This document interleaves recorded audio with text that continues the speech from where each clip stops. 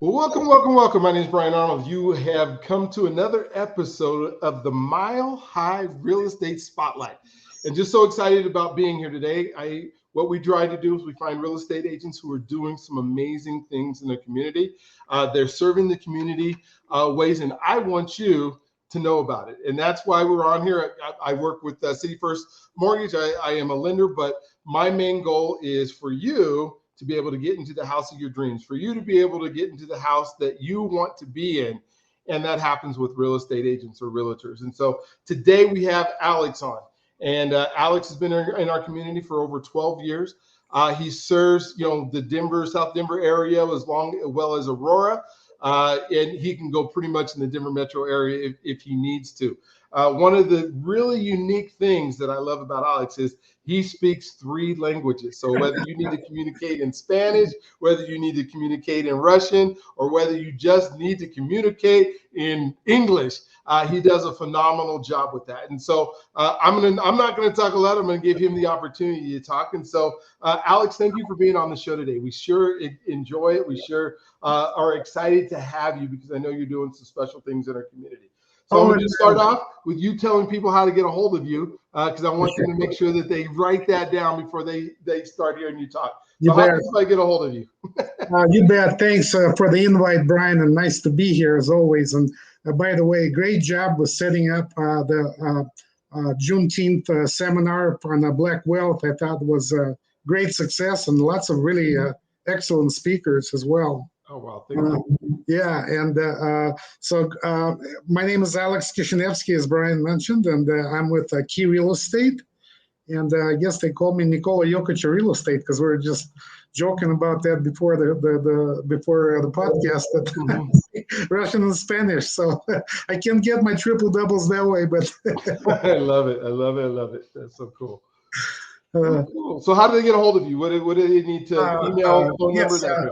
So my phone number, 720-218-9364. Again, 720-218-9364. And I'm Alex Kishinevsky. I'm with Key Real Estate. And as Brian said, I've been doing this for about 12 years, helping people reach their goals in real estate. And been in Denver actually since 1979. And that was the year the Broncos went to Super Bowl and lost to Dallas, I think. Man, you can't be bringing that up. Oh, gosh. Oh, my Lord. It's always a landmark. The other thing that happened, Elvis died that year, I think. Okay. It's 1979. So I'm dating myself. So you've been in this community for a while, and I know you served. I've seen some of your listings, and I know you're really helping out a segment of our community that, that needs to be served. Kind of tell us your journey, your story. What got you into this whole thing called real estate and helping families out? I've done lots of different things in my career prior to real estate. So real estate was kind of my second wind in life, so to speak, because I'm mostly entrepreneur and I've had lots of different small businesses. Restaurants and convenience stores, liquor stores, that type of thing. And then I have some really good international experience in hotels, running hotels and stuff. So done a few different things. And, I was going through some tough time in my life. I was kind of getting divorced and looking for the change of pace in my life, and I had a couple of cousins. One was a lender actually, and they kind of pointed me into a real estate, and I said, what I know about houses, So from Goodfellas, remember what do I know about restaurants? I just know how to sit down and order a meal, I love it. I love it. Goodfellas, yeah. So I just kind of went in a little bit reluctantly, and then I got into it, and I started loving the business, the relationships that you build along the way, helping people reach their goals. And home ownership, I guess, greatest American dream, right? Absolutely. Yeah. So tell me a little bit about, so if somebody comes to you and they call and say, Alex, I need you to help me get a home. What can they expect? What does that process look like from you with how you service, how you talk, take them around. What can somebody expect if they work with when they come work with you? Well, I've done over 300 transactions in my career, and that's without my own investments. I invest quite a bit into real estate as well. So I've done quite a few transactions, and when you do deals, as you know, Brian, because you've been in business for a long time, I guess you're looking for. There's a lot of intricacies that go into a deal, and you want somebody that, hey, I don't take my weekends off to talk to my clients. They can call me at 9 o'clock on Sunday night, and I'll pick up the phone. I think a lot of that is gone these days because you get a lot of agents that you'll call when, hey, what's going on with my transaction, or how do I do this, or I have an inspection item that needs to be taken care of right away. And so I guess I try to take out a lot of stress from doing a transaction, as there's lots of peaks and valleys. The other thing, I've been in Denver for a long time, so I know neighborhoods. I work with people from many different walks of life, young or old, and I'm very communicative, and you'll hear the truth from me, like, hey, we need to lower the price. This is not moving, or sometimes you have to be honest with, or all the time you have to be honest with the clients, but sometimes people don't like to hear the truth. Hey, it's not sell for that, or if you're working with buyers, is always you want to give people as much choice, and kind of the more properties you see, I guess, the more the sense of value, and so I like to show a lot of sometimes agents will work with you, they'll try to rush through the process, and hey, let's write a contract and let's do this, but I like to give my buyer clients kind of a real different perspective, give them statistics when they buy, what recent sold has been, and what, in other words, dwell into the details with my buyers, to have them and help them find that community, I think, that they really want to be in, right? Where they want to be based on their goals and their dreams and their things. I can tell you kind of do that. What is happening in our market right now? What are some of the things that? Well, we were talking about that before that we started the podcast, but let's see. This is for May of this year. Homes sold for May, 5668 for 2022. This is May, and 4283. This is homes sold. Okay, homes closed, I guess. 24% down year over year. That's a huge number, right? Well, why is that? What's happening in our market that would make it go from the 56 to the 22 or whatever that, those numbers that you're giving? Well, I think there are several things here. By the way, the inventory is also down. New listings are down 25%. So those are like two huge numbers, right?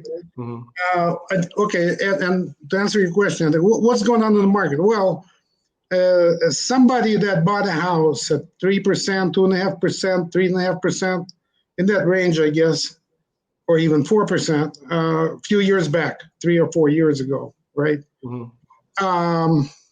So right now they're not moving, so that's causing. I mean, nobody's going to go from 3.5% to paying 6.5% or 7% or 8%, what have you.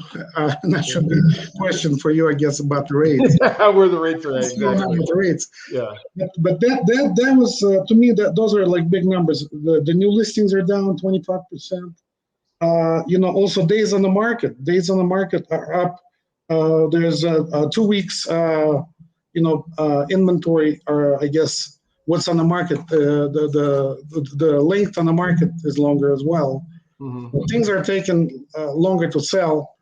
Medium closed prices are down 3% year over year. Okay, in April was 7%, so maybe we're kind of bottoming out. But I think that homes closed. That to me, that's huge, because people don't put out their properties on the market. So we have a shortage of inventory. But by the same token, and correct me if I don't know what you're seeing, but there's not too many buyers either, though. In other words, I think there's more more of that. There's a shortage of inventory, but buyers are not rushing out to buy, I guess. Yeah, I think there's this belief right now that our interest rates are going back to these 2 and 3%, and folks are kind of waiting. And one of the things that Alex, that I tell folks is, the clearance sale is over. We had a 4 or 5 year run where we had these super low interest rates, and they're going back to normal. But at the same token, you look at when's the right time to buy? Well, the right time to buy is right now, because if the rates do go down, we refinance to where they'll end up in a year. But if you wait and they go up, you might have now knocked yourself out of the ability to buy a house because the interest rates have gone up. So we need to get people in the home, especially first-time home buyers.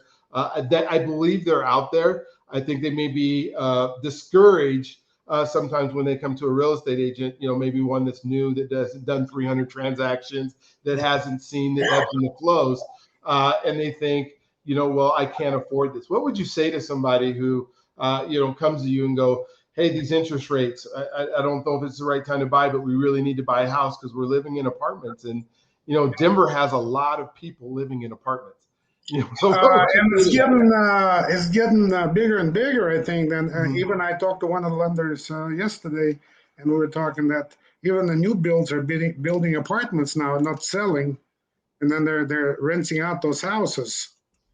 So I can tell you from my experience, I had my own condo I was trying to sell, and then I put it on Facebook for rent or for sale, and I probably had, for one person who inquired about buying it, there was probably 25 people that wanted to rent it. Wow. So people are those folks that are wanting to rent it telling you that they can't buy a house, or are they just telling you they want to wait? It's a real variation between, I would say, every people's different situation. Some, I could have like renters that are in Section 8, or I can have renters that are new in town, but they don't have a place to go, or or somebody's building their credit back up, or it's like from various, or somebody might not have the, you even get some people without permission to stay in America. So yeah, okay. Yeah. Well, I would love to, as we think about this group and not having as much buyers, to be able to communicate, hey, you want to rent? I also have somebody who would love to talk to you about buying, to see what it would take for you to qualify. Because they're out. I think people just don't know, and getting that they can buy and that there are possibilities, but they just kind of in their head have got to this belief that it costs too much in Denver for me to, to buy, and yet they'll pay, $2,500, $3,000, $2,500 a month for a rental, which would, if that was the same place and they were buying it, they would pay, a lot less for that same thing, even with the interest rates where would not pay as much. And you're exactly right. There's time to buy is today, and if I'm waiting for 3%, I might never buy a property because who knows when. It's your guess as good as ours. But like you say, why are you paying rent of $3,000? You're not building equity, and then let's say you do buy, and let's say you overpay. Well, at some point, rates will go down, the prices will go back up. Real estate is one of those things that if you look with any other investments, stocks or bonds or long term, you can't lose in real estate. At least I've never lost them. I've had quite a few properties that I've, bought and sold and managed and so on. I've never lost in real estate. Now, ask me about stocks. That's different. There you go. Exactly. So real estate's probably still the best investment for anybody to make. It's the one place where you can grow. I mean, I've seen equities grow. Just even, Denver's such a stable market, to be in. And it's one of those things that, if you think it might be a possibility, you want to contact myself or you to even start looking at it. Let's see what you can qualify for. What would you tell, your clients, whether in Spanish or in Russian, about what they need to do in order to, one, get a hold of you, and then, what's the next steps? In Russian, would say, дорогие друзья, давайте купим дом. Давайте купим дом со мной. Я могу забить гол, helping you reach your goals, And in Spanish, nuestro amigos, quiero hacer negocio con usted and se ayudar obtener sus metas. Helping your coach in Spanish. Yeah. Se ayuda a obtener sus metas para comprar iniciar para comprar su nuevo casa de sus sueños. Okay. So it's about goals. That's what I'm understanding. It's about goals. I'm a big soccer guy, and so I play soccer, and I actually have a T-shirt, but that's for the next podcast. I was going to show you. Gotcha. Reach your goals, and it actually maybe I should grab it, and I could I could show it. You can give it away to your listeners today. Oh wow! Okay, well, we'll put some kind of raffle in when we do another podcast. We'll that works. Okay, that sounds good. Raffle away. I think that'll be good. Yeah. There's a lot of folks. Like I said, there's a lot of folks out there. Even though inventory's down, that doesn't mean there's not houses, right? I mean, it just means that you have to do your job more than just pick a house and point to it, right? Well, now the professional realtors who've been in the business for a long time, and we're professionals who belong to the boards. We have the designations, what have you, and it takes this business seriously, right? Mm-hmm. Now, if you want the experience and know-how, I can help you and explain you all the things. Like I say, I've worked with lots of different areas of Colorado. I even sold like Walsenburg and Boulder and Colorado Springs and Arvada and Westminster and Lakewood and Denver and Aurora. So, I go anywhere. Vail too, actually, one time. Oh, Vail, okay. Yeah. So, awesome. Anywhere and everywhere, I would like to help you. That is perfect. Well, what it says is, the community. Yeah. You can find what people really want and what they like. And we just appreciate for being there. So, as we're running down on our time, what would be one thing that you would want to leave anybody listening to this podcast that you would be able to help them do? Well, the message for the buyers, sometimes you have to have courage to buy and just shut down all the naysayers, right, Brian? Mm-hmm. I mean, absolutely. People will tell you like you can't, and if you want to be the owner of the property, you can. Still, it's probably harder now, but you can do it still, and you have to take that first step and kind of have a little courage when you're doing it. Okay. For the sellers, it's a great time to sell. If you have a situation you need to move or the rate's not bothering you because maybe people are, paid off with their property, you can probably have, realize lots of appreciation right now from, if you bought like a few years ago. So I would say there's always things to do. Always things to do and places to go and ability to create income. I like That's right. All right. Well, I want to thank you for being on one more time. Let everybody know how to get a hold of you. So sure. Alex Kishinevsky. I'm with Key Real Estate. We're actually have an office on Arapahoe, Quebec. If you ever want to hang out or have lunch or give me a call, my number is 720-218-9364. 720-218-9364. And again, I'm Alex Kishinevsky, Key Real Estate. Se habla español. I love it. Well, thank you so much for being on today. I can tell that you take care of your clients. You take care of the people. If you've done over 300 transactions, that means you know what you're doing. And most likely they're going to get to the finish line. And so I just appreciate you being, on the Smile High Real Estate Spotlight, where we are actually spotlighting agents that are getting it done. And so I hope people call you. I hope people, communicate with you. I hope we'll be able to work together. Maybe some of those folks that don't think they can get into a home, maybe we can figure out how to get them into a home. So thank you again for being part of the podcast. Sure. Thank you, Brian. Nice to be here with you.